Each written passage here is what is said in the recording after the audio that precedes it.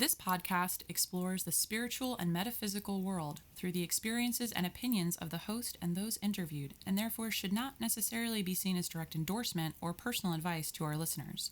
We encourage you to use your own discretion, judgment, and intuition regarding anything you learn of through this show.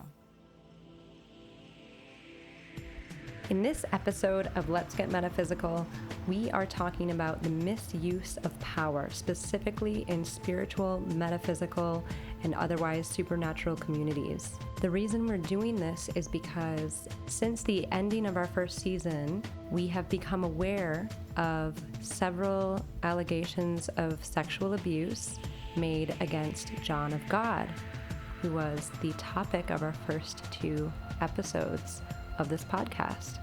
We thought we would take this opportunity and this episode to talk about these allegations and also to address the greater issue of the misuse of power, particularly in the metaphysical community. To do this, I had invited all of our three guests from the John of God episodes to share their response or any comments that they cared to share about the John of God situation. Only one person responded or was able to respond at the time of this recording, and that was Josie Ravenwood, so you will hear from her. You will also be hearing from Julia Malone, who was a guest on a previous episode about plant medicine. I reached out to her for this episode specifically because I happen to know of some of her experiences with the misuse of power in metaphysical and spiritual communities, so I thought she would have a really good take on what we're talking about on this episode. We will also be hearing from our very own show producer, Zoya Ravenwood. Zoe has been a practitioner and student of many different paths in spiritual and healing arts for over 20 years and is currently working on 2 books on magic and metaphysics in the modern world. And she has some great insight to add to this conversation as well. So without further ado, let's get started into this episode, episode 13, the first episode of season 2. Are you ready? Let's get meta. As the person who chose to have John of God as our first 2 episodes of this brand new podcast, I obviously have many thoughts and feelings about this whole situation. Not just the John of God portion of it, but also I have my own experiences with the misuse of power in many realms, including the metaphysical and the spiritual. I think for the purposes of this episode, I think it's best to have the guests share their views and experiences with this. I will keep my own experience and comments to the bonus content on our Let's Get Meta Patreon account, as I usually do with every episode. I will also be doing that with this episode. I had reached out to our 3 guests from the John of God episodes 1 and 2 that we did last year. Josie Ravenwood was the only one who responded by the time we needed to go into recording for this episode.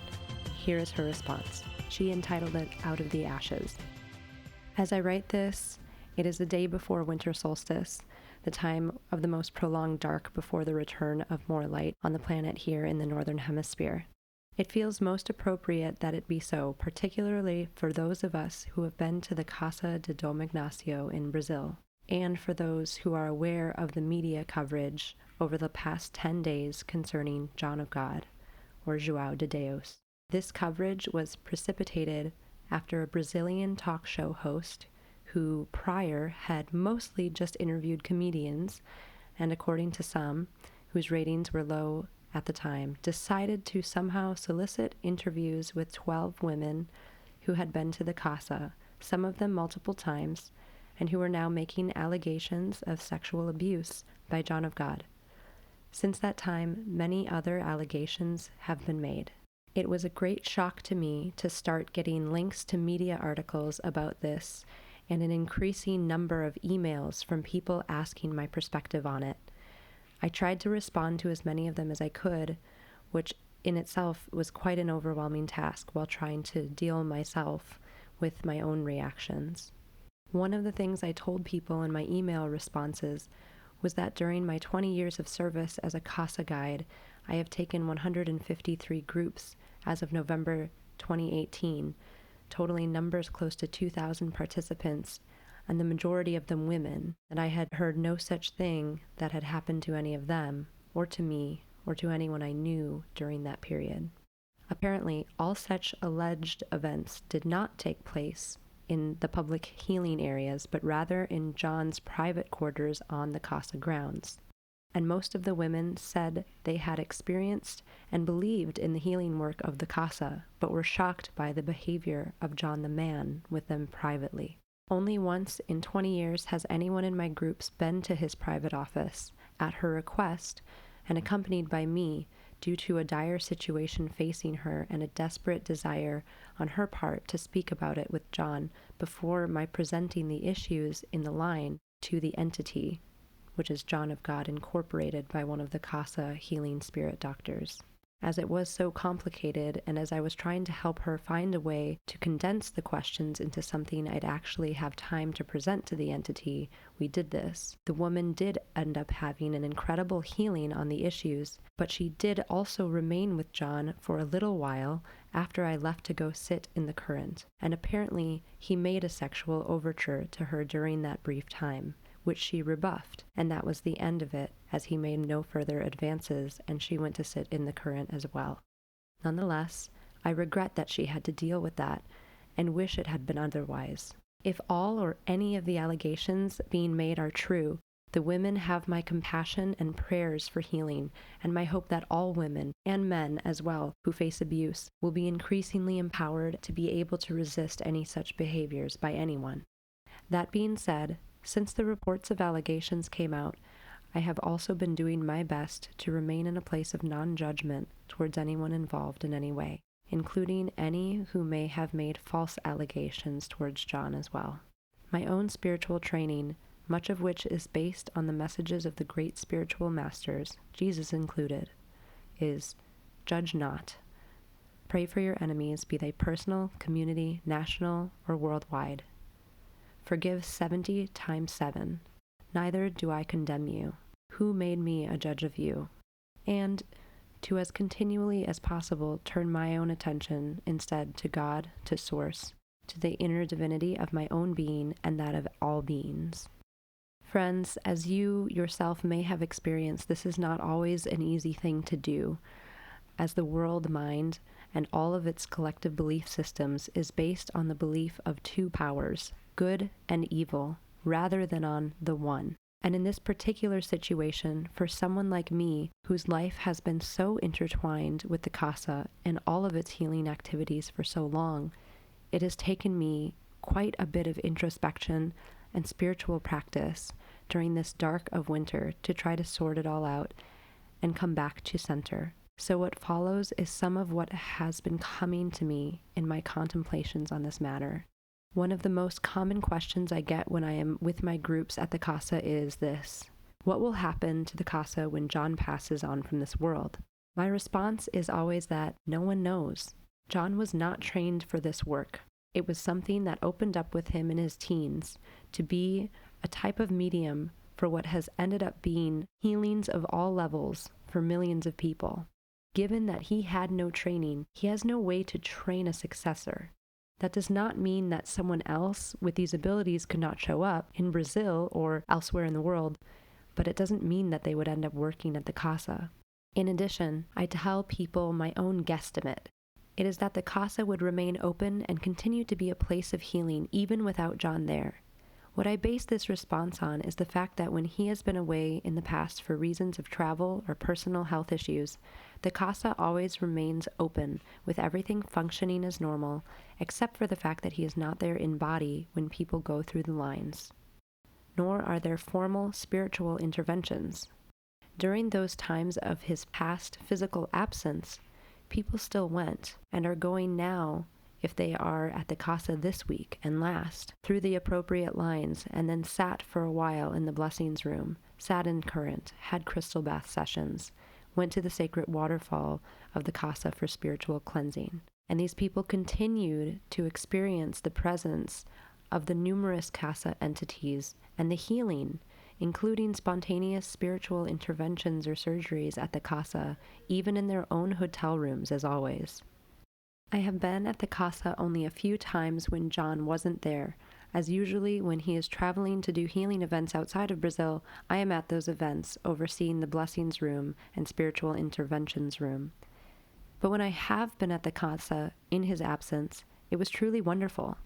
All of the tension and people trying to crowd the lines of many of those who would ordinarily be going through one of the lines during the formal sessions for their brief consults with the entity were blessedly absent.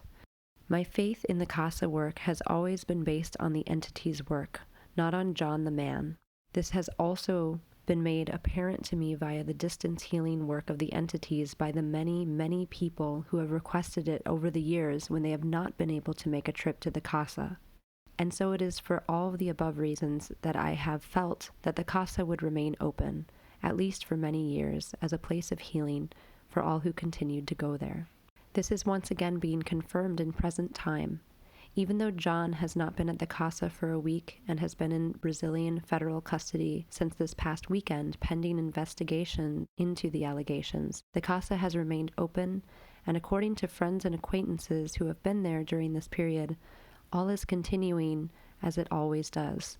Prayers for self and others are very strong throughout the concentrated sessions in current, and healings continue. And the many lovely CASA volunteers and the staff are giving their all to make sure that the various processes continue uninterrupted and with much love and compassion for all during these challenging times.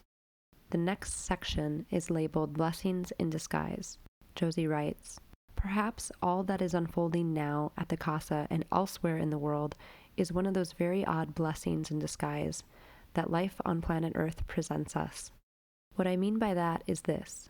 Throughout history, most human beings have had a tendency to give away their power to other people, especially those in positions of seeming authority, power, and influence. This usually starts with our parents, most of whom don't teach us to go within and consult with our own inner source of authority. And from then on, we are in the habit of doing so with teachers, doctors, healers, religious leaders, politicians. And so many temptations come to such figures, including the temptation to abuse their position for personal power, gain, fame, and glory. We have all seen many such authority figures fall off their pedestals over time for one behavior or another, or due to the accusations of certain behaviors, whether true or false. We often have trouble separating the message from the messenger. This has even been true in the case of the Buddha, Jesus, and other messengers of light, even though their message always has been to turn inward and discover truth and source within ourselves. Certainly, those have been great examples of ones who have done so themselves, but most people have a tendency to believe in their perceived limitations and prefer to continue to believe that Jesus, or some other realized spiritual being of their choice, is and was the only one to have that gift of attained light, consciousness, God realization, and that if we just prayed to that person, they would fix things for us. In the case of John of God, not his given name, but a title given to him at some point, many have also chosen to focus on John the man, attempting once again to place the man on a pedestal and grant him superpowers, rather than seeking that light and love within that the entities point us to again and again, so that their support, healing, and spiritual unfoldment can take place within ourselves. John himself has reiterated this over and over throughout the years, that he is just a man, and that it is God and the spirits and entities of light who are helping us.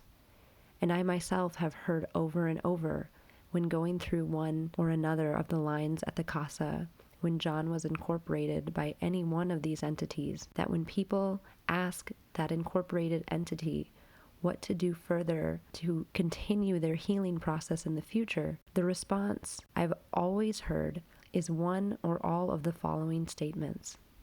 Love God above all else. Love yourself. Love your neighbor as yourself. So the blessing in disguise in relation to John the man may be that his possible toppling from the pedestal of human regard is that we come to a place more of our attention and faith on the healing love that is within us and place less of it outside of ourselves. The CASA entities do and always have supported this. And because so many people around the world, millions have turned to John and the CASA for help over the past 60 years, are being affected by the current news reports and allegations, it could be a big-time wake-up call for many to go deeper within themselves. Many contemporary spiritual teachers, gurus, etc., have had their name trashed and bashed as well, whether for good reason or not. So perhaps it is an era now of awake, thou that sleepest, to rethink our tendency to place authority outside of ourselves and to place it where it has always belonged. All of that having been said, I would still encourage anyone who feels called from within to make the journey to the CASA to do so, whether John the Man is ever there again or not. Because of the many decades of spiritual work and healing that have taken place there, the beautiful, tranquil, surrounding natural environment, the energy from the immense bedrock of crystal quartz there and in the surrounding region, all of this, in addition to the ongoing support of the entities, makes the CASA an ideal location for spiritual retreat and healing. Because of all of that, I plan to continue to offer my planned groups this year and into the unknown future to people wishing me to be their guide and support their journey there, and to continue to bring all of the love and various services I offer to those who so choose me as their guide. It is unknown at this time if or when John the Man will be present and working at the CASA in the future. If he is, I'm guessing that strict restrictions will be placed on him and that he will not be allowed to be alone in his private quarters with any CASA female visitors. In conclusion, it seems no little thing that at this time of winter solstice in the northern hemisphere and of the approaching date for many people worldwide who are preparing to celebrate the birth of Jesus, who once again brought the message of Christ consciousness, of unconditioned and unconditional love and forgiveness to those who could hear and receive it into human awareness, that all of what is going on around John and elsewhere in human experience is currently taking place. Whether or not John is guilty of the allegations, it is not my place to judge him. If he is guilty, I of course do not condone his actions, but all I feel to do is to leave the human issues to the human court of law, and to pray for the light to continue to touch and awaken him and all beings on earth and in all realms to higher consciousness. With love and infinite blessings to all, Josie Ravenwood. December 20th, 2018.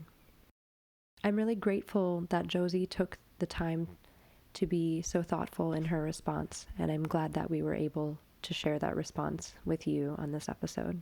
And I also want to put out there that I'm sure that her feelings and emotions and reactions to this all are shifting, just as all of ours are, as more things come to light and will continue to shift in the future.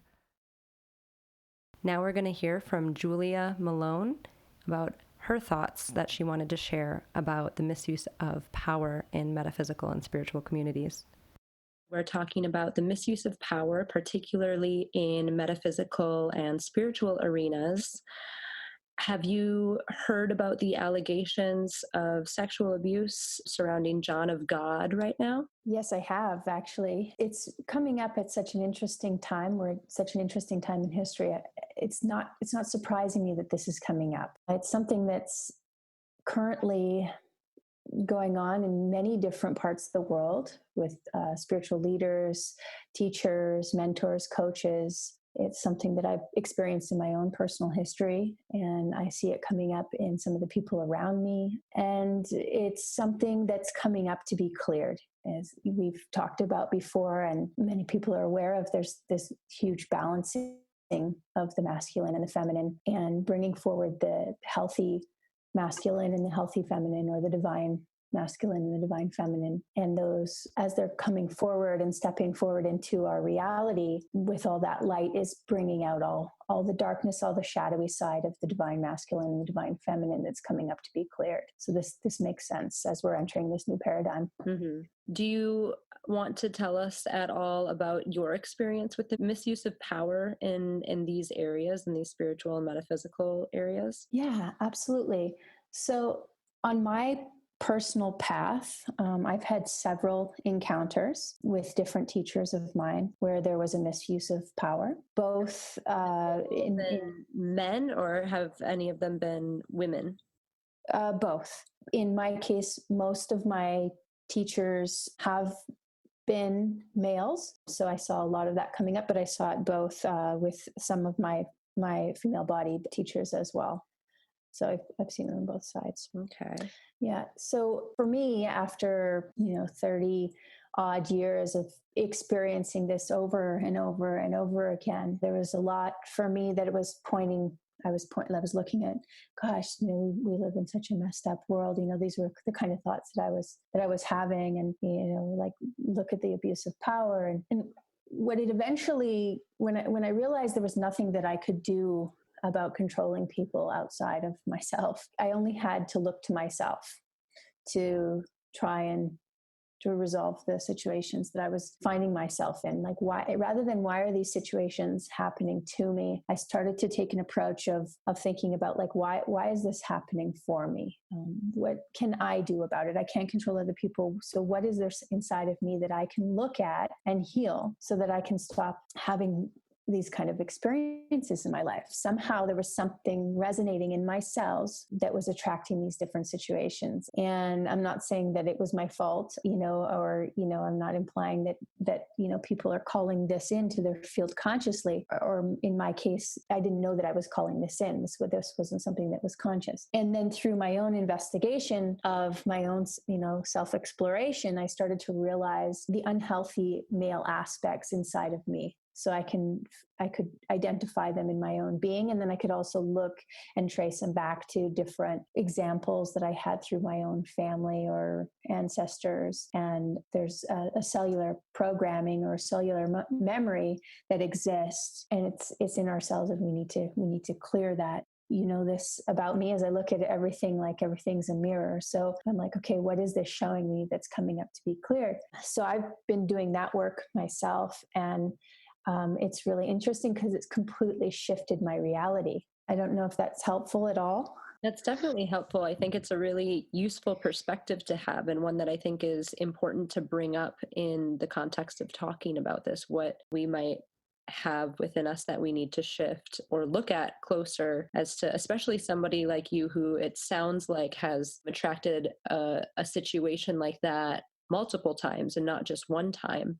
Mm-hmm. So I think it's a really useful perspective. I have a couple questions about it. One is there's many different ways to misuse one's power. And I'm curious what the nature of the misuse of power that you have experienced was. And was it always the same kind of misuse, or were there differences in those situations for you? I can say that I've experienced it in many different ways. I honestly believe at the root of it comes down to sexual energy across the board with most of my experiences, whether there was sex involved or not. And I think that the abuse of power to get one's own sexual needs met or for their own personal gain, that's a common theme that's come up across the board. Misuse for sex. Okay. And you were mentioning about ways that you have been working on within yourself in healing any aspect of you that might be unconsciously or subconsciously attracting that type of vibration. And I'm curious, I'm sure our listeners might be curious to know how you're doing that. What I started to realize was that I was caught in a victim blame story. I essentially was playing out this game in my life, or this story out in my life, because I was looking for connection. Essentially I was looking for connection. This is a split that for me happened as a child. And it's, wanting a deeper connection, intimacy, love, and not quite knowing how to get it. And this is this can happen to many children as they kind of split off from their parents and their parents' love. They have a perception, like I did. I had a perception of what I thought was happening in my reality, and I did the best that I could in that situation. And I'm not saying, by any means that my parents were bad parents or anything like that. I'm just saying that, that as children, we have coping mechanisms. We experience things in different ways. And as I did, I split off from my parents and kind of created this wall to love, and then continued to go on in life looking for connection, but from this split. And so I would look to connect with another individual through mentorship. That's something that I was looking for in my life, was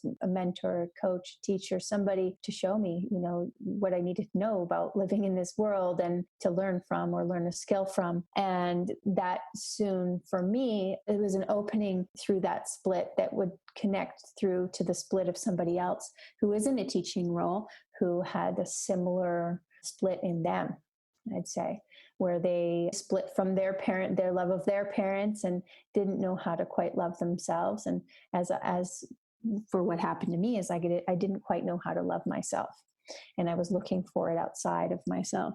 And so I was also subconsciously telling myself a story about how men are not trustworthy. So I kept repeating to choose powerful men as partners or business partners or teachers, and I would find ways to give my power away to them. And sometimes this even happened, like I said, with female-bodied humans and with a strong masculine energy. What I realized is I was intentionally moving to collapse the polarity of man and woman inside of me. And I realized now that it's become fully aware of this story I was telling myself, that the healthy masculine lived outside of me. But I was searching for that from a benchmark experience, or from the only knowing an unhealthy masculine inside of me. That's what I was carrying. So that's what I was attracting into my reality.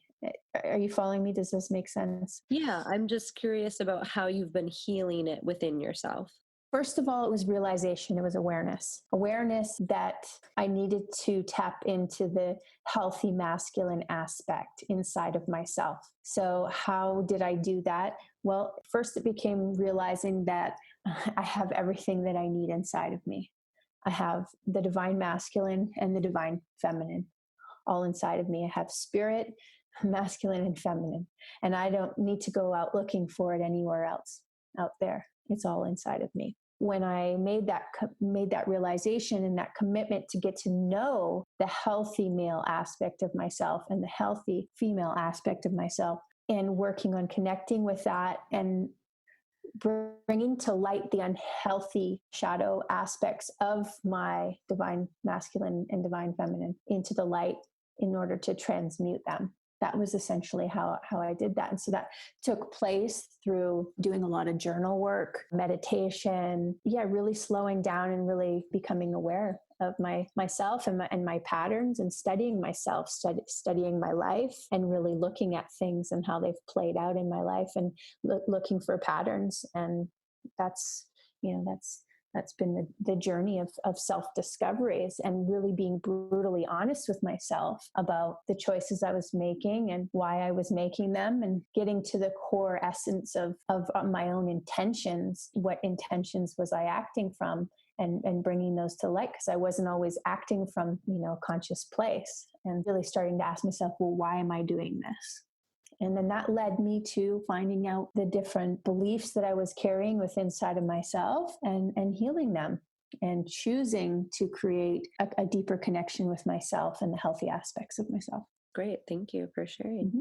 You're welcome. Is there anything else you wanted to say on this topic? Yeah, I kind of mentioned some of the situations in my life that were, with teachers or mentors. And I also realized after I started to work through these more obvious unequal power dynamics that were playing out in my life, as I started to peel them away, I started to realize the subtleties in where I was giving my power away with different people in my life. So that was quite an amazing thing that's been quite an amazing process to go through as we kind of peel back the layers. I see myself like an onion. And as I'm peeling back the layers, I'm starting to get to different aspects of things. Even the subtle ways in the way that I would respond to people, my voice going up an octave while talking to a man, or rearranging my schedule in order to accommodate somebody to have a male presence at a dinner party. Those kind of patterns that are subtle, but they're just so ingrained in our culture.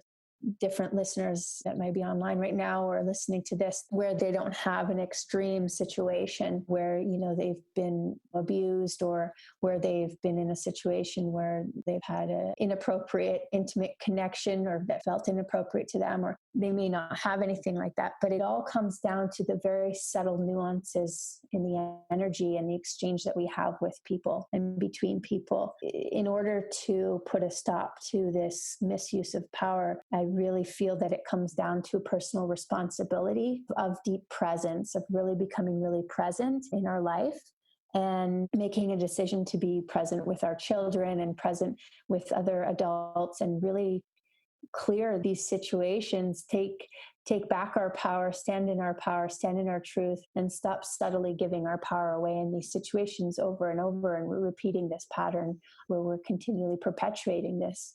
And even maybe on a subtle level, but it may be taken from, if our children see this, or somebody that's in our community, this may lead to them going into this situation in a deeper way that may be more harmful. So it's our personal responsibility to really be honest with ourselves and really take a look at where we give our power away, and take back our power and stand in our power and stand in our truth, and honor our own unique individuality in this whole role of life. And that's really, really important for us to be able to embrace the uniqueness of who we are, both male and female, masculine and feminine aspects that we have inside of ourselves. Did you find any common theme between the experiences that you had? Was there something that kind of threaded them all together? Yeah. I can recall each moment where there was a shift from when each one of my teachers or coaches or mentors crossed the line, and how I received it, and how I took that information and what I did with it, or that action. And I think that in my own life, that I was so hungry for good mentorship or teacher or guidance. And I was learning a lot from these teachers, and they had a lot to offer. They're very powerful in their own right, in their own teachings, that I would make up an excuse in my mind of like, oh yeah, I'm just going to go with this because it's going to kind of take me deeper into the teachings, or I would justify it. Oh, they know what they're doing, so it's okay. Yeah, so I'd go against myself. I would betray my own truth and the way that I really felt in that moment, in exchange for trying to get the connection, or get the information, or get the teaching in a deeper way. So there was that moment there. There was always that moment of decision, of doubting what was really happening there, and making up a story in my mind of what it was, in order for it to be okay. Right. I think that's really important, because I know that I have seen that in myself, and it seems to be a common thread around stories that come up when stories like this thing with John of God is coming up. It seems to be a common thread that people might have felt something or had an inkling, and then just allowed their mind to explain it away in some way. Exactly. Yep. So I think it's really important that we're talking about this, and that information gets out to people that, that might be in that situation where they can make a decision. Because if you're walking away from a situation and you're going, did that just happen? Was that right? When you're questioning, like, what was that? You're having that feeling that something wasn't right. It's probably that there's truth in that it's not, there's something off there. And if you have to justify it to yourself, then something really to pay attention to. Right. In our society, we have a lot of celebritization on teachers and mentors. And I think generally people are really, we're in a culture that really needs a lot more leaders and mentors. So people are really projecting a lot onto these teachers and mentors. And often there's sexual energy that's projected onto them. And then as a teacher, they have a choice to make there. And now for myself, being in a situation where now I'm a teacher and I've had students that project sexual energy onto me or put me on a pedestal or see the light that's coming through me and think that that's me when they're just feeling the light. And it may, for a student, be the first time that they've ever felt that kind of energy. And so that it can easily get confused or put it onto sexual energy. So as a teacher, I've been put in that situation where I have the opportunity to choose to make a decision and decide what to do. And I have really felt and observed the incredibleness of what happens when you bring that energy into the light and talk about it transparently, and what happens in that situation with that person, and making a choice not to go into that energy, and recognizing and pulling through the threads of what is that sexual energy and what is not, what might be actually somebody just feeling the gift that might be coming through a person. I think that everything that you said makes a lot of sense. And actually, it's reminding me of there has been quite at least a number of times in my life, the past 20 years or so, where I'll meet somebody and be initially attracted to them, and I will think that it is sexual, but it turns out that it is a very powerful spiritual connection coming through. So, but either way, that takes time to discern. So having the discernment on both sides, teacher and student, is paramount. Yeah, it's a responsibility becoming a teacher, because you're in a position of sharing information with someone. And if you allow that anchor, that openness of that curiosity to anchor on sexual energy, then that's where the progression of learning can stop. The spiritual learning can stop with that student, because then their healing, their expansion gets anchored onto you as a person. For instance, for myself. And I've witnessed that. I've witnessed having to cut cords and be really clear so that doesn't happen. And then I've even seen where I've ended that energy, and by bringing it into the light and seeing how there was something in that student's energy field that they were going to play that out anyways, and they went on to another teacher and played that energy out. So there's some split there, both in teacher and student, that's looking to be healed. And that seems like that comes up, and that can come up between different people. They become attracted into each other's energy field to heal that split. And so it's been an interesting observation to see that. In my experience, it's really important to honor that and not anchor it on your own personal desires, because the consequences are really great for everyone involved. It comes back around on the teacher. There's karma there on that one. I think that's a really important point you bring up. Thank you for your thoughts today. It's really appreciated. You're very welcome. I'm really glad that Julia agreed to share her comments and her experience with us for this episode. I think that they are incredibly valuable, and that she provides some angles that I haven't thought about and may be of use to you listening. This next perspective is from Zoya Ravenwood, our very own producer for the podcast. Zoe has had some experiences in this realm with the misuse of power in these communities, and so I asked her to share those experiences with us. Over the years that I've spent exploring different avenues of spirituality and healing work in my own life, I have, like many others, unfortunately encountered far too many instances of people using their experience in some healing arts system or another, or in being in some sort of position of authority, leadership, mentorship, or some similar role as a means of manipulating those that came to them seeking guidance, healing, and wisdom. This too often shows up in the form of sexual advances, coercion, and so on, as we see with the current accusations against John of God, and as we've seen in recent years in mainstream organized religions such as the abuse scandals impacting the Catholic Church. They can also show up in forms of financial scams and coercion, pressure to make dangerous health or lifestyle changes in order to be allowed to receive whatever knowledge or experience is being offered, or in any number of ways one might manipulate someone in order to advance their own desires. It is often men in these roles, but by no means is this behavior exclusive to male-identified practitioners and teachers.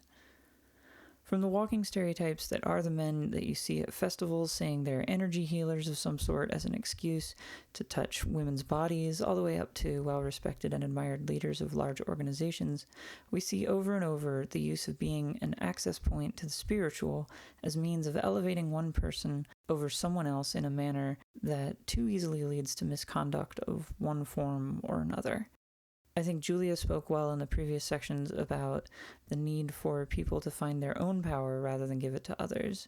As she rightly pointed out, this does not mean that we cannot benefit from teachers and guides and those with more experience than ourselves, but the less that we allow ourselves to convince ourselves that we require an intermediary of some sort to stand between us and our own power and our connection to whatever it is bigger than ourselves that we connect and relate to spiritually, the better equipped we'll be to see these people and these situations for what they are. What I'd like to expand on from there is something of a cautionary tale from my own past. For a number of years, I was involved with a community of practitioners, people I loved and trusted intimately. These are people that I felt I certainly learned a great deal from and benefited greatly from working with. We did some truly transformative things together, and many of these people all were deeply connected with a number of organizations and locations offering work and training in healing arts and practices. Many were also people who had spent years, sometimes decades, learning their skills and the systems that they were proficient in. I can't fault the talent, the knowledge, the desire to do good that was present in this group. And that makes it all the harder to make sense of the depths of the wildly inappropriate behavior that unfolded around and ultimately led to the collapse of this group.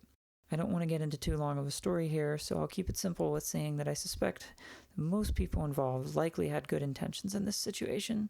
But regardless, once people elevating themselves over others and taking that as some kind of indication of their own greatness sets in, once a routine of ethical lapses or sexual misconduct or any kind of abuse of authority whatsoever becomes normalized, even someone who may have started with good intentions still does harm.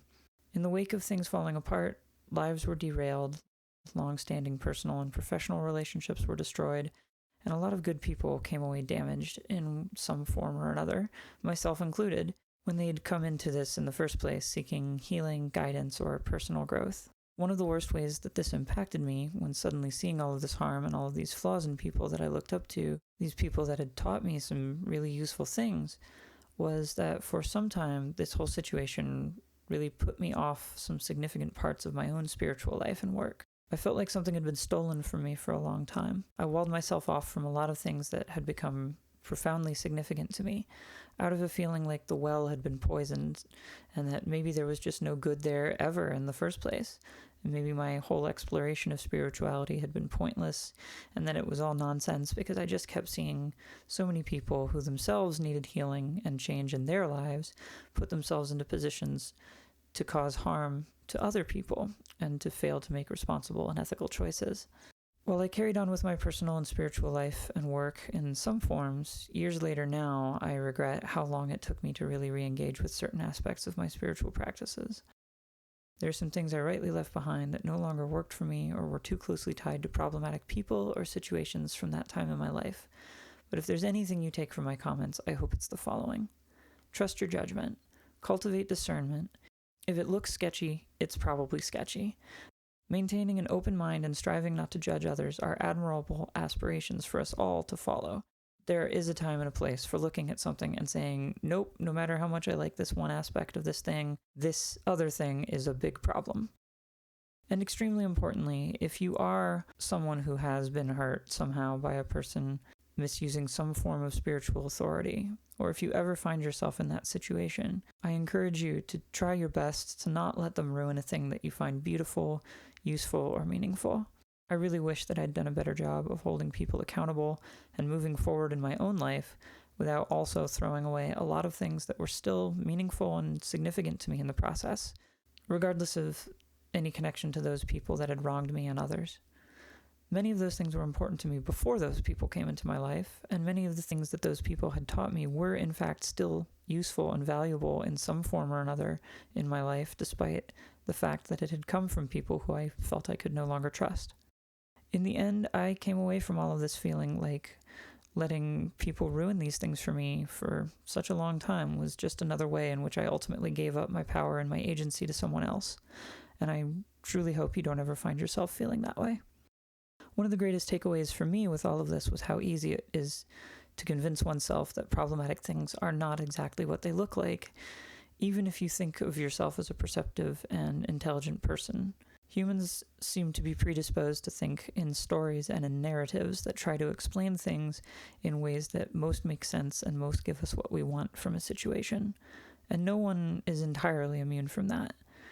I feel like we're all responsible for learning as much as we can about where our own narrative traps and pitfalls lay, and to do our best to ensure that we get better at identifying and avoiding them in the future. So again, please trust yourself if you are ever at all uncomfortable with a situation in something to do with your spiritual life involving other people. Use discernment when letting someone enter or remain in a guiding role in your life. Hold those in authority accountable for their failings early and often. Don't let others ruin what makes you feel connected to your spiritual life. And please, please don't get caught up in blaming yourself if someone does get past your guard. The blame absolutely lies with those who use something as beautiful and deep and profound as the myriad ways in which we can better ourselves and learn about ourselves and our realities, as simply a means of letting their own ego and desires rise at the cost of other people's well-being. Learn from the past, make different choices in the future, and always, always be true to yourself. I'm really grateful we finally got Zoe verbally on the podcast to share her vast and unique experiences in metaphysics and the supernatural. I want to thank all of our guests this week, Julia Malone, Josie Ravenwood, and Zoya Ravenwood, for sharing their experiences and being vulnerable with us. These things aren't always easy to talk about. In fact, they can be really difficult to talk about. And that's all the more reason why we wanted to have an episode about the misuse of power. It's very timely right now. This is coming up all over, and of course it has been happening always and for thousands of years and since the beginning of time, but it is all coming up to be healed right now. At least that's my own perspective on that. And the more the merrier. So let's get it all out in the open. And I'm glad that we were able to talk about it here on this episode. And I hope that you, dear listeners, got as much out of this episode as we all did in creating it. Keep a lookout for episode 14, the second episode in our second season, coming out January 15th. This episode will be with La Sarmiento, my meditation teacher of the last several years from the Insight Meditation community in Washington, D.C. La may or may not also share an awesome, unique ukulele song with us on this next episode, so stay tuned. As we enter a brand new year, 2019, I just wanted to take a moment to thank all of our patrons from 2018. Patrons, you have made this podcast possible, and I want to thank you truly from the bottom of my heart. We would not be able to do this without you. So I want to personally thank Alexa, Aries, Audra, Becky H, Becky W, Bill, Carlos, Colby, Crystal, Donna, Elizabeth, Ellen, Eric, Guy, Hannah, Josephine, Julia, Kia, Kelly, Lindsay, Lynn, Miranda, Rebecca, Sally, Stephanie, Stephen, and Takanari. Oh, and Zebulon. Can't forget Zebulon. Thank you so much. Truly. It is a blessing to have you in our Let's Get Metaphysical Patreon community. And those of you out there who are enjoying the podcast, liking what we're having to say, what we are sharing with the world, normalizing the metaphysical experience, do consider becoming our patron on Patreon. It is a brand new year. It's a beautiful thing to support for as little as $1 a month. You make this podcast happen. Thank you for considering this, and if you want to check it out more, visit us at www.patreon.com/letsgetmeta. That's all for this episode. Stay tuned in a couple weeks for episode 14. Thanks for listening to this first episode of our 2019 season of shows, and Happy New Year! In our next episode, Ren discusses meditation with La Sarmiento. Let's Get Metaphysical is a production of the Hana Healing Arts Network. The show's host is Renata Maniaci. Production and audio editing by Zoya Ravenwood. The voice of the credits is me, Aries. Thanks for listening.